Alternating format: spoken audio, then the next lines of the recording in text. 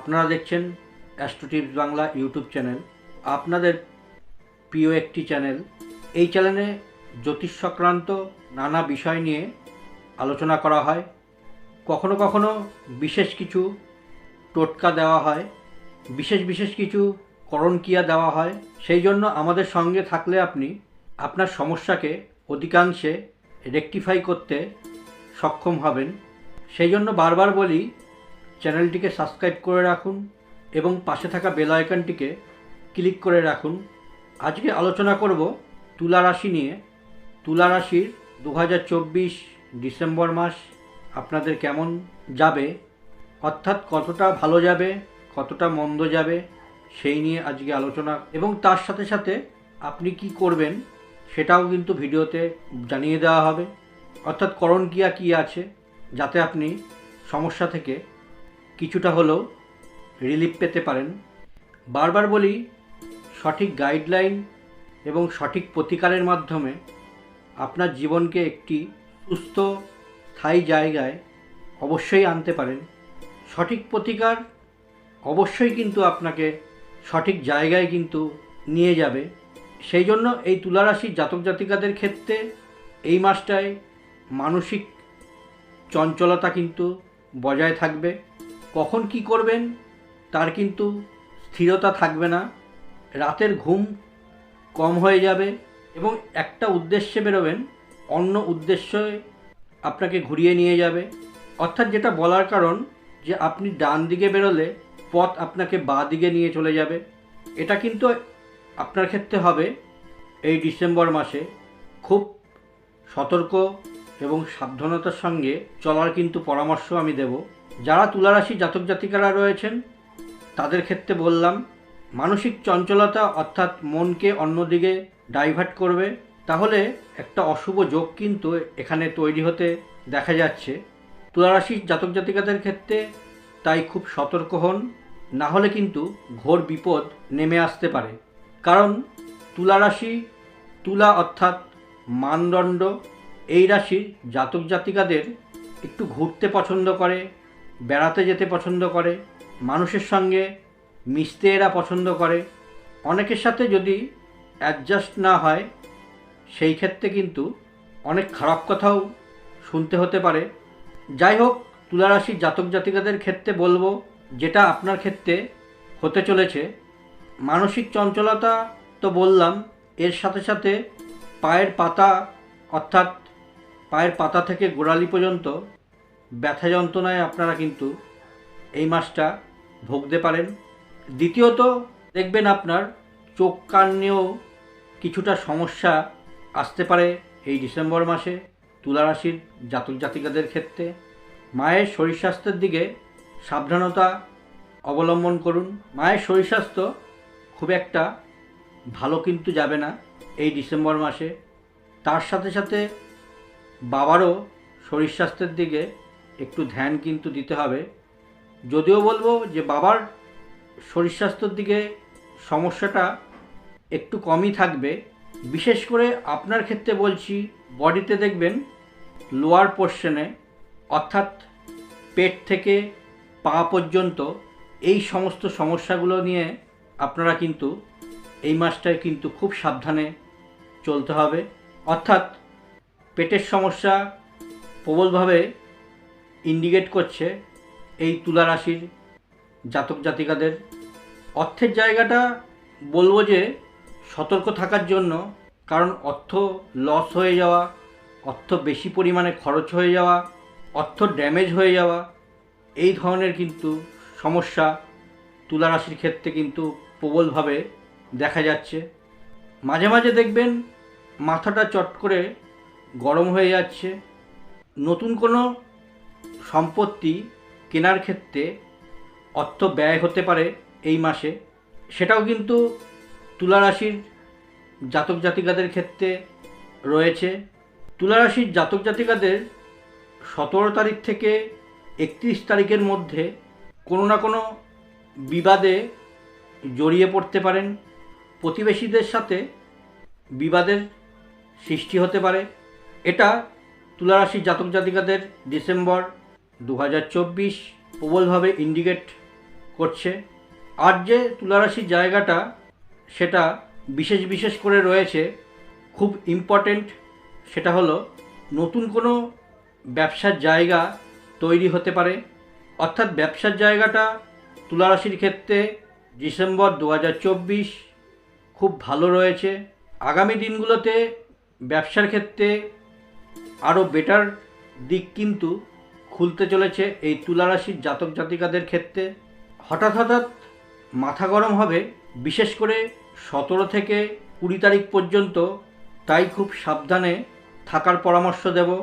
যারা নেশায় আসক্ত তাদের বলবো 15 থেকে 20 তারিখ পর্যন্ত এই টাইমটা খুবই খারাপ রয়েছে, তাই যে কোনো নেশা থেকে আপনারা বিরত থাকুন। তুলারাশির জাতক জাতিকারা যারা চাকরি করছেন তাদের ক্ষেত্রে বলবো কর্মক্ষেত্রে দায়িত্ব বৃদ্ধি পাবে। কর্মক্ষেত্রে হঠাৎ একটু সমস্যা আসতে পারে, কারণ এই তুলারাশির জাতক জাতিকাদের এই ডিসেম্বর মাসে মাথা গরম হয়ে যাওয়ার সমস্যাটা দেখা যাচ্ছে। কর্মক্ষেত্রে কিছু পরিবর্তনেরও দিক রয়েছে। দেখা যাচ্ছে ব্যবসার দিকে আপনারা নতুন কন্ট্যাক্ট পেয়েছেন, কিন্তু হঠাৎ মাথা গরম হয়ে যাওয়ার কারণে সেই কন্ট্যাক্টটা কিন্তু হাতছাড়া হয়ে যেতে পারে। এরকম কানেকশানটা কিন্তু এই তুলারাশির ক্ষেত্রে এই ডিসেম্বর মাসে প্রবল যোগ দেখা যাচ্ছে, তাই খুব সাবধান। স্টুডেন্টের ক্ষেত্রে বলবো তুলারাশির জাতক জাতিকাদের কর্মের ক্ষেত্রে পঞ্চমপতি পঞ্চমে অবস্থান করছে, তার সাথে চতুর্থপতি পঞ্চমে অবস্থান করছে। এটা খুবই ভালো যোগ। সেই জন্য আপনারা নতুন কোনো সম্পত্তি কিনতে পারেন, বাড়িঘর রিনোভেশন করাতে পারেন, নতুন কর্মপ্রাপ্তিরও কিন্তু সম্ভাবনা রয়েছে, অর্থাৎ চাকরির যোগ রয়েছে। পঞ্চমপতি পঞ্চমে থেকে দশমে দৃষ্টি দিচ্ছে, এটা খুবই ভালো যোগ। তার সঙ্গে দশমপতি থার্ড হাউসে কানেক্ট করছে, সেই জায়গা থেকে নতুন যোগাযোগের জায়গা কিন্তু তৈরি হবে। অর্থাৎ চাকরির ক্ষেত্রে কানেকশনটা কিন্তু খুবই শুভ রয়েছে এই তুলারাশির জাতক জাতিকাদের ক্ষেত্রে এই ডিসেম্বর মাসে। সেই সাথে পড়াশোনার জায়গাটাও কিন্তু খুবই ভালো রয়েছে, কিন্তু একটু মনোযোগ দিতে হবে। গার্জিয়ানদের বলবো আপনার সন্তানকে, সে যদি তুলারাশির জাতক বা জাতিকা হন, সেক্ষেত্রে পড়াশোনার জায়গাটায় বিশেষ করে ধ্যান দিন। তুলারাশির জাতক জাতিকাদের মোবাইলের প্রতি আসক্ত হওয়াটা বৃদ্ধি পেতে পারে, যেটা পড়াশোনার ক্ষেত্রে সমস্যা তৈরি করতে পারে। সেক্ষেত্রে গার্জিয়ানদের বলবো আপনার সন্তানের প্রতি অবশ্যই ধ্যান দিতে হবে। যারা দাম্পত্য জীবনে রয়েছেন একে অপরের প্রতি কিন্তু মনোমালিন্য তৈরি হবে এবং সেপারেশনেরও কিন্তু যোগ দেখা যাচ্ছে। তাই হাজব্যান্ড ওয়াইফের ক্ষেত্রে এই ডিসেম্বর মাস যদি আপনারা তুলারাশির জাতক বা জাতিকা হয়ে থাকেন, তো খুব সাবধানে কিন্তু এই মাসটায় চলতে হবে। সন্তান নেওয়ার দিকটা শুভ রয়েছে। তুলারাশি জাতক জাতিকাদের শত্রুতার জায়গা প্রবলভাবে কিন্তু শত্রুতা ইন্ডিকেট করছে, অর্থাৎ শত্রুতার জায়গা কিন্তু প্রবল রয়েছে এই তুলারাশির জাতক জাতিকাদের। শত্রুতার কবলে পড়ে হাজব্যান্ড ওয়াইফের বিবাহিত জীবনে সমস্যা তৈরি করবে, সেপারেশন নিয়ে আসবে, ডিটাচমেন্ট তৈরি হবে এবং ম্যাক্সিমাম ক্ষেত্রে দেখবেন একই ছাদের তলায় যখন থাকবেন, প্রকৃতপক্ষে যেটা বলছি সূর্যাস্তের পর অন্ধকার সময়টায় আপনাদের মধ্যে কিন্তু ঝগড়াঝাটি এগুলো কিন্তু বৃদ্ধি পাবে। স্বামী স্ত্রীর ক্ষেত্রে বললাম তুলারাশির জাতক জাতিকাদের, যার জন্য এই মাসটা কিন্তু খুব সাবধানে সতর্ক হয়ে চলতে হবে। ভ্রমণের ক্ষেত্রে তুলারাশির জাতক জাতিকাদের খুব শুভ যোগ রয়েছে। যেটা করণীয় সেটা হচ্ছে প্রত্যেক দিন আপনারা পারফিউম যেটা আপনার পছন্দ সেটা আপনারা ইউজ করুন, এতে কিন্তু খুব শুভ ফল কিন্তু পাবেন। এর সাথে বলি, দেখুন নেগেটিভ কানেকশান জন্মচাটে যদি থেকে থাকে সেই ক্ষেত্রে কিন্তু খুবই সমস্যা তৈরি করে, যেমন দশা অন্তর্দশা, প্রত্যন্তর্দশা, সূক্ষ্ম দশা, আপনার গ্রহের কানেকশান, 12টি রাশি, 27টি নক্ষত্র, এদের পজিশনের ওপরে কিন্তু আপনার জন্মছকে কতটা শুভ প্রভাব কতটা অশুভ প্রভাব সেগুলো কিন্তু নির্ভর করে থাকে।